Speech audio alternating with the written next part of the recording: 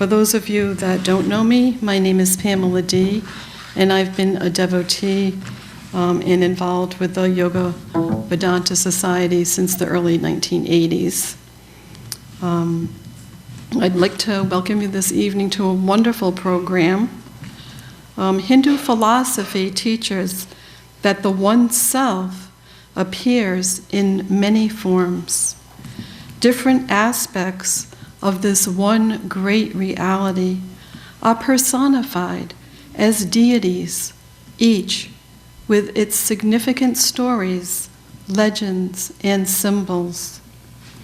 It is with reverence and gratitude that I speak this evening on one of these very special deities, Goddess Saraswati. She is the Hindu goddess of learning, knowledge, wisdom, and the creative arts. She manifests in speech, music, dance, art, poetry, sciences, education, literature, nature, crafts, and skills. Since she represents the combination of power and intelligence, which is the basis of all creativity, there should be something for all of you to identify with. I will begin sharing with you how she created the universe with Brahma, and then tell you about her many beautiful and meaningful aspects. After this, you'll learn how she can practically manifest in your lives, as well as learn how invoking her can be a spiritual benefit to you. I will then share a translation by Swami Yogatmananda of the Saraswati Stotram. To conclude the program, our guest dancer, Shivali Gupta, has choreographed an auspicious dance just for you, which is based on this stotram, and which I am sure will be lively and transforming. Let's begin by seeing how this world got created and Saraswati's role in it. Initially, the universe was formless chaos. Lord Brahma asked himself, "How can I create an ordered cosmos?" From within Brahma, Saraswati spoke and said, "Through knowledge, and from knowledge will come creative action." With that, she emerged from Brahma's mouth as the power of creative words.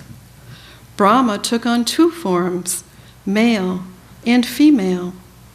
His feminine aspect was Saraswati, and she was so beautiful and enchanting that Brahma instantly grew 5 faces so he could gaze on her uninterruptedly.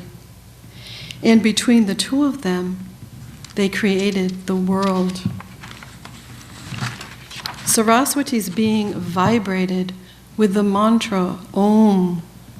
That sound, carried on Brahma's breath, would eventually manifest all the worlds.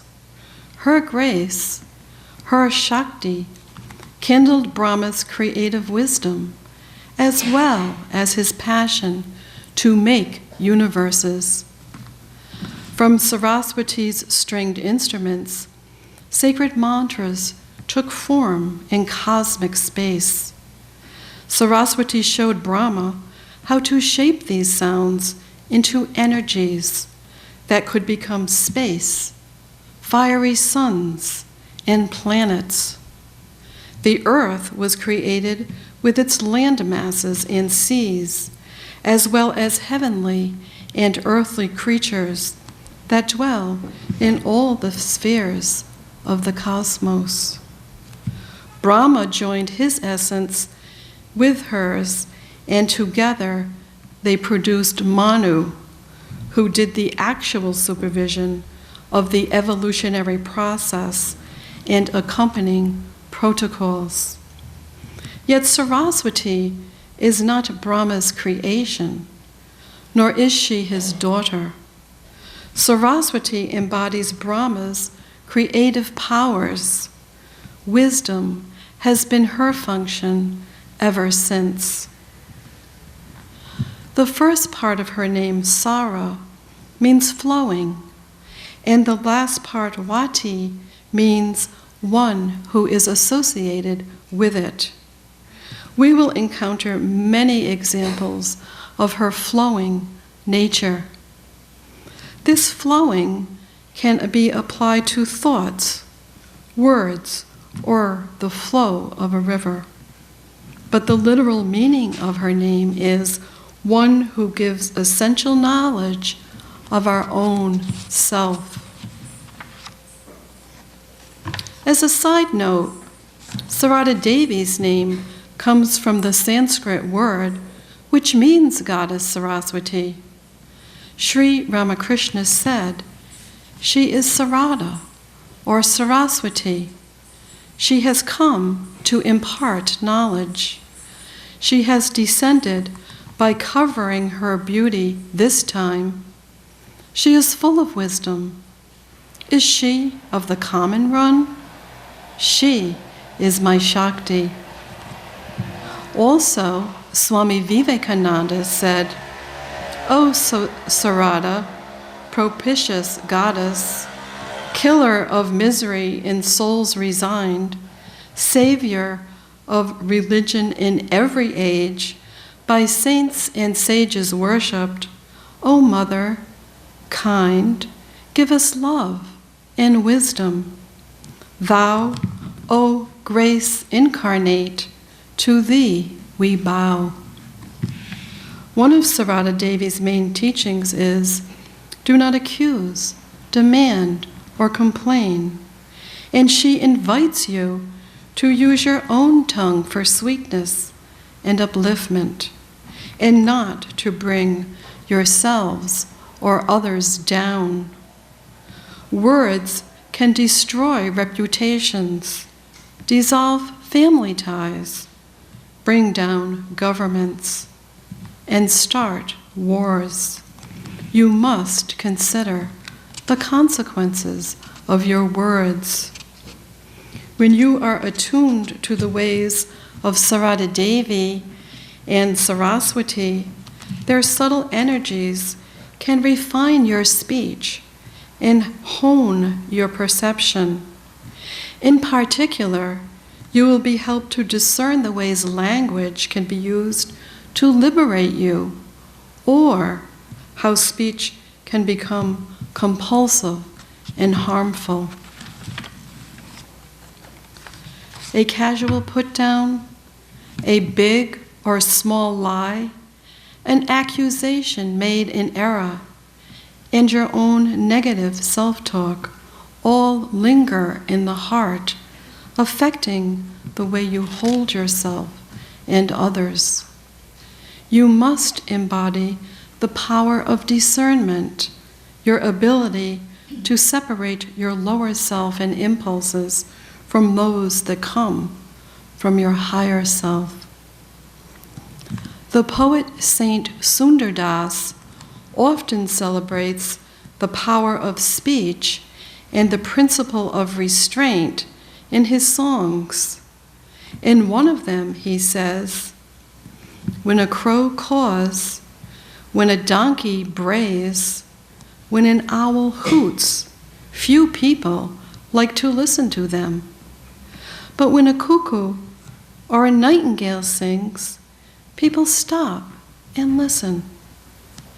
A person should speak with discrimination and not waste his prana by chattering unnecessarily.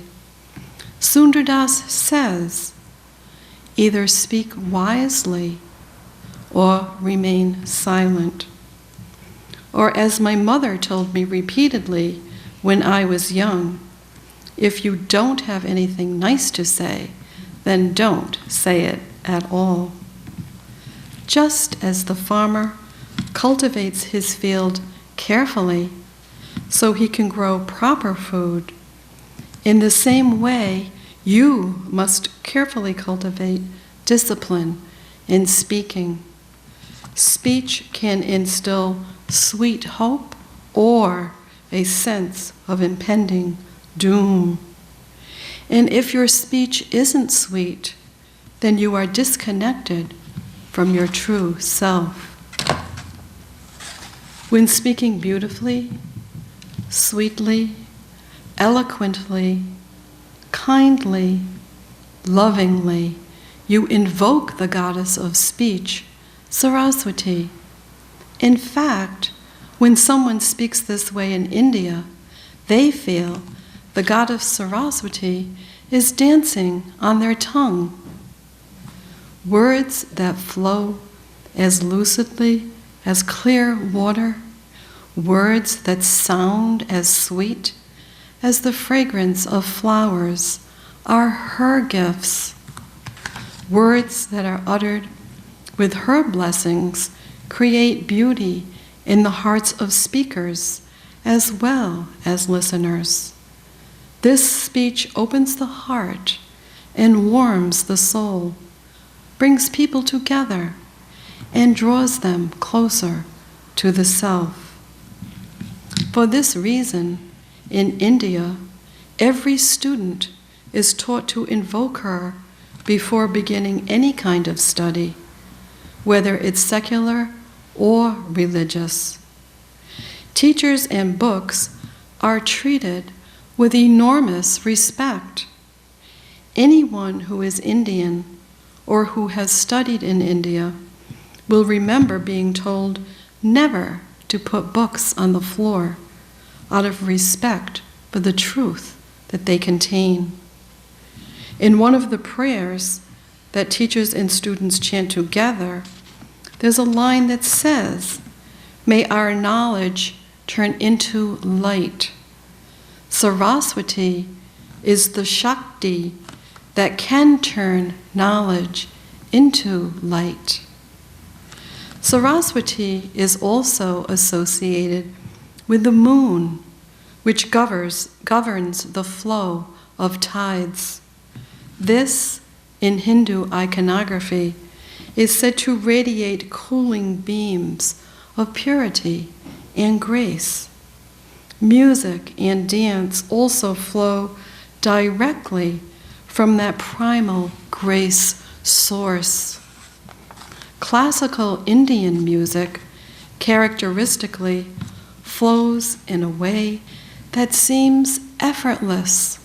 Notes stream like water from the sitar of Ravi Shankar or the sarod of Ali Akbar Khan. Their improvisation arises within a pattern, but is never forced.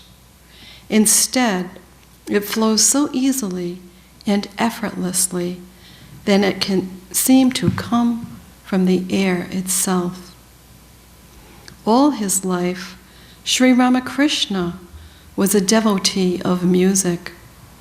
He sang in a manner which has been called indescribably sweet from childhood, until the illness in his throat forced him to speak the words of the songs instead of singing them. Although he played no musical instrument, he was familiar with the many ways of them and was thoroughly conversant with the music of his time and local culture. He was extremely particular about keeping the rhythm, the accuracy of pitch, and interpretation. He is known to have cried out in pain, even when in bhava samadhi, if these strictures were violated by a performer.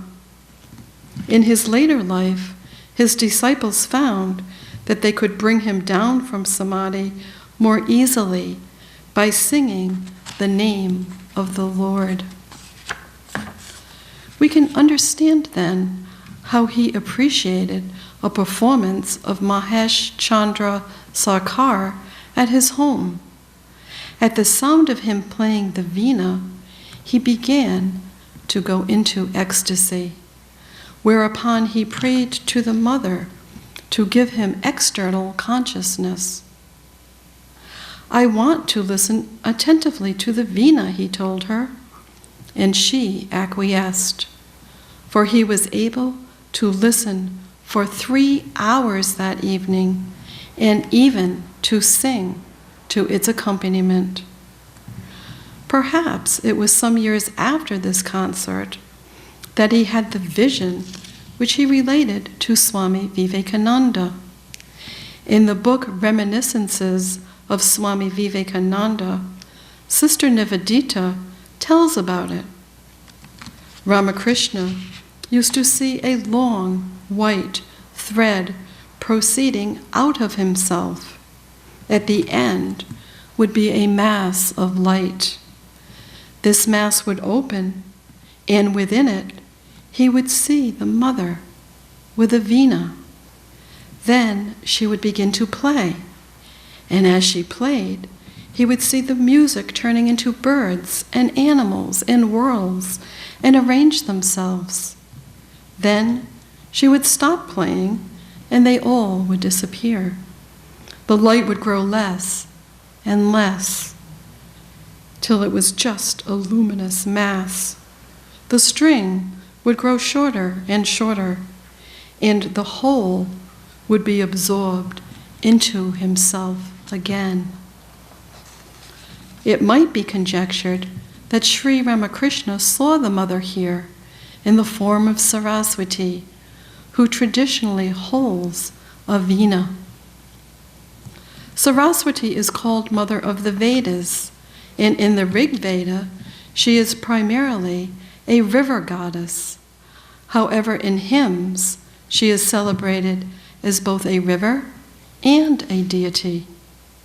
It is said the Saraswati River flows from the highest causal heavens to the earth. It is hidden underground, invisible to human eyes. It has disappeared from the surface of the earth. In Allahabad, at the confluence of 3 holy rivers, Ganga, Yamuna, and Saraswati, only the first 2 can be seen, although it is said that Saraswati is also present, visible through the eyes of the spirit. Those blessed with the darshan of the Saraswati River are carried to heaven in the all-powerful flow of its stream of divine nectar. Let's now look at the ideas her form symbolizes. Saraswati is extremely beautiful, strong, and graceful. On her face is a gentle smile. Like a flower, she is delicate. Everything about her is benign and pure. She is often seen sitting next to a flowing stream and glows with moon-like radiance, throbbing with power. She is generally depicted with 4 arms, although some pictures may only show 2. She most often wears a white sari and sits on a white lotus. The lotus denotes supreme knowledge, and the white color is for purity, light, and goodness. Occasionally, she may wear yellow, the color of flowers that bloom in the spring at the time of her festival. She is adorned with simple jewels, representing her preference of knowledge over worldly, material things. The 4 arms denote her omnipresence and omnipotence. The 2 front arms indicate her activity in the physical world, and the 2 back arms signify her presence in the spiritual world. The left side of her body symbolizes the qualities of the heart, and the right side the activities of the mind and intellect. A book in her rear left hand means that knowledge acquired must be used with love and kindness to promote prosperity of mankind. The rosary signifies concentration, meditation, and contemplation, leading to union with God. She is shown playing a musical instrument that conveys the seeker must tune his mind and intellect in order to live in perfect harmony in the world. Two swans on the left side of her symbolizes the ability to discriminate between right and wrong, as a swan can distinguish pure milk from a mixture of milk and water. The swan and peacock both serve as her vehicles. In reality, she is the very power of creation itself. Whatever wisdom and beauty there is in this universe is Saraswati. Creative people keep a picture of Saraswati on their altars, for they know inspiration is impossible without her.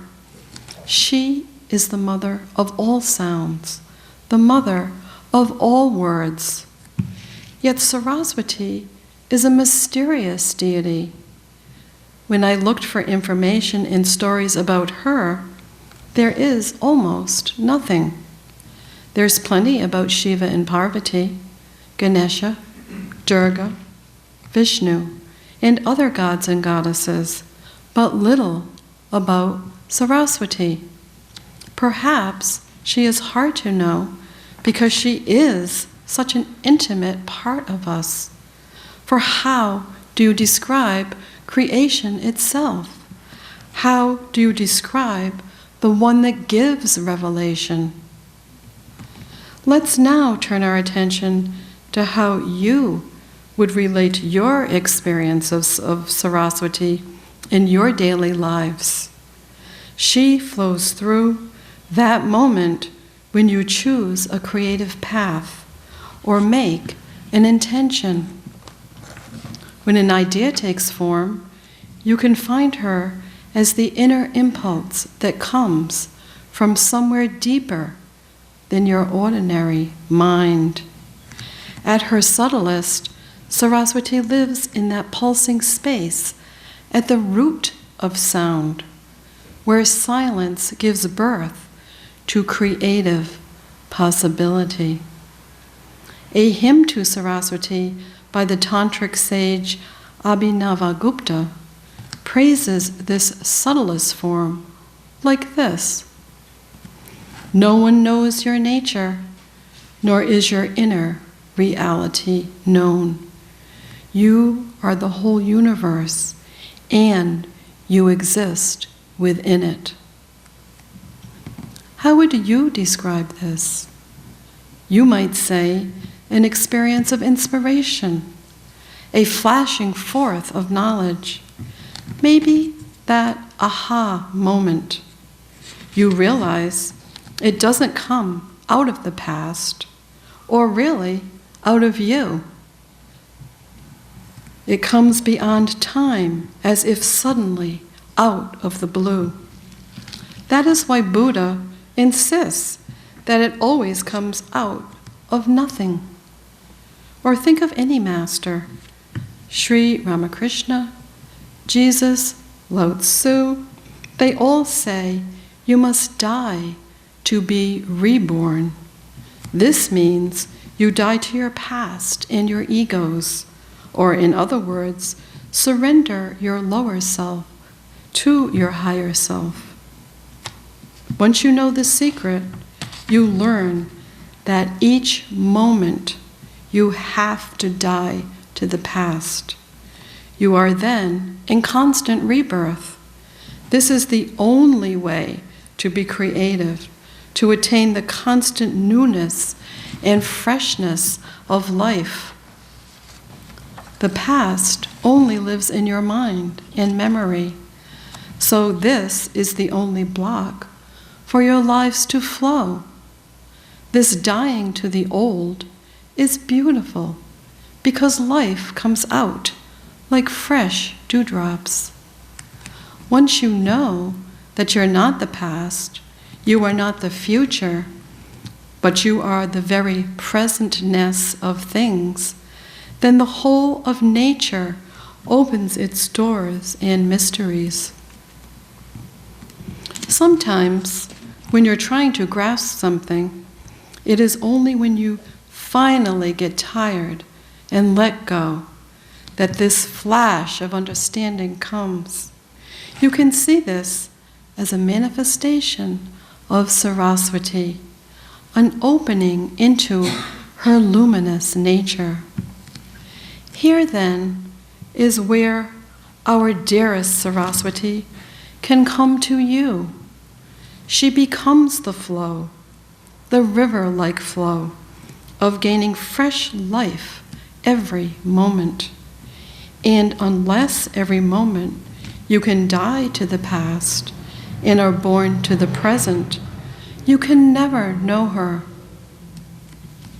But you don't need to be seeking ultimate knowledge to invoke her.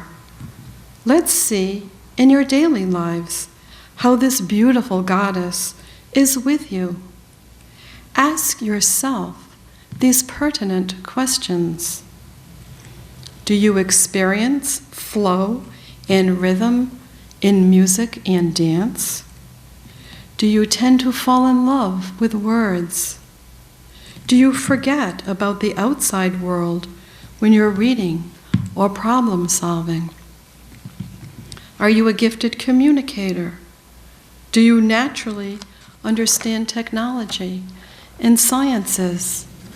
Do ideas and inspirations come to you out of the blue? Do you love art and poetry?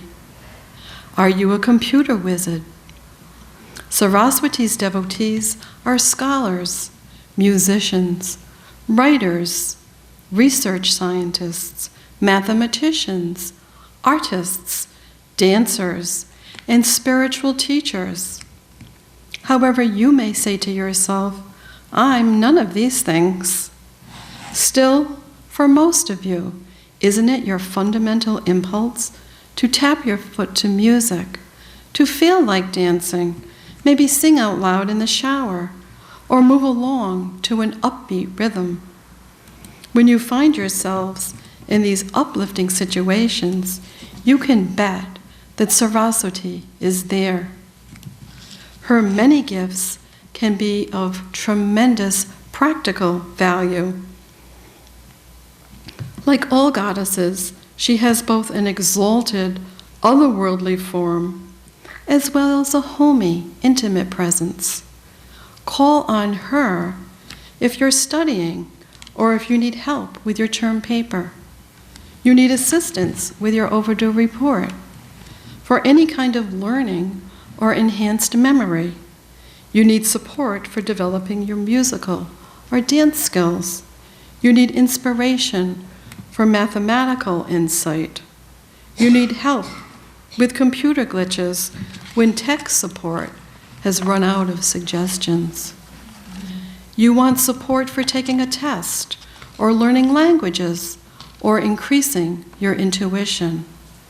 Perhaps you're feeling lazy or lethargic and you need her to move you to some action.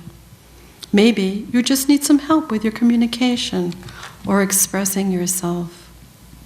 Our own Swami Vivekananda, whose eloquence captured the American imagination at the Chicago Parliament of World Religions in 1893, invoked her in this way. He related that as he stepped on stage to deliver his paradigm-shifting address, he did so without a note or even a plan. Instead, he asked for Saraswati's grace, utterly confident that she would give him the words. She did, and in that one address, Swami Vivekananda changed the way a group of Western religious people understood Hinduism. To be blessed by Saraswati is to be able to transform the world through words. The composer Brahms wrote that he used to sit quietly in his study and become absorbed in a brilliant white light. He would remain like that for a long time, totally lost to outer reality. Then he would return to normal consciousness and write music effortlessly. That white light, which Brahms experienced, is the light of inspiration, the white form of Goddess Saraswati. That same light of inspiration often manifests in the form of knowledge. While writing this talk, some of that same light of inspiration came to me. After my invoking Saraswati, the words began to flow easily. Once I realized that it was not my talk, it seemed to write itself. When these ideas come up out of nowhere, you realize you are experiencing Saraswati. You can easily feel that her act of creation is happening all the time, everywhere, for each one of us. Within your minds, Saraswati is always at work, illuminating your experience, manifesting words, sentences, and images, writing music, choreographing dance, or inspiring you in some way. But let's remember, to truly experience Saraswati's grace, you have to let go of the obstacle of thinking that you are the doer of something and that you lack the skill to accomplish what you're supposed to do. There is tremendous joy and freedom in the experience of letting go. Once you can, you will find that the skill to perform the task you've been given comes quite spontaneously just through your surrender. She's the offering you make to perfection and teaches you that you need dedication and immersion in order to extract the subtle truths of life and art. The poet Garcia Lorca said, "Poetic creation is an indecipherable mystery. You hear voices, not knowing where they come from." Another poet, Rilke, said, while writing to a young poet about inspiration, "I can give you no other advice than this. Retire into yourself and probe the depths from which your life springs up." So, can you imagine such a thing? The goddess herself comes to work along beside you, supporting you all the way. To experience the flowing river of her blessings is indispensable. Yet her spiritual knowledge is the most blissful, as well as the most mysterious. Intellectual knowledge is short-lived, while spiritual knowledge brings about transformation and ecstasy. Revealed knowledge is alive, shimmering, a source of joy. Just as the spiritual seeker must surrender the ego to experience the surge of awareness that comes from the self, the true artist has to surrender the feeling that an artistic creation is his before he can experience the free flow of inspiration. This is perhaps the reason why the path of the true artist is so close to the mystic's path. Now ask yourself, how can I know that Saraswati's grace and help will always be there for me? The truth is, it comes in innumerable ways. You don't have to wait to see her form appearing before you with an extended hand, picking you up and stroking your face. She can come through other people, through events in your life, or through your own insights. You can be in touch with her in so many different ways. There is so much support for your life. You just need to be aware of it. You will begin to see that you are loved, that you are so valuable in this creation. Goddess Saraswati teaches that each action can reveal the presence of God's glory within you and all around you. Empty yourself completely. Allow your mind and body just to relax. Have no expectations. Just as a child melts into the arms of its mother, allow yourself to melt into the arms of Mother Saraswati and accept her total love. Then see how many ways she comes to you, grand and little ways, tangible and intangible ways. You will see how truly loved you are. I will conclude this evening's talk with the lovely, poetic, and meaningful Saraswati Stotram, which sums up everything I've said quite beautifully.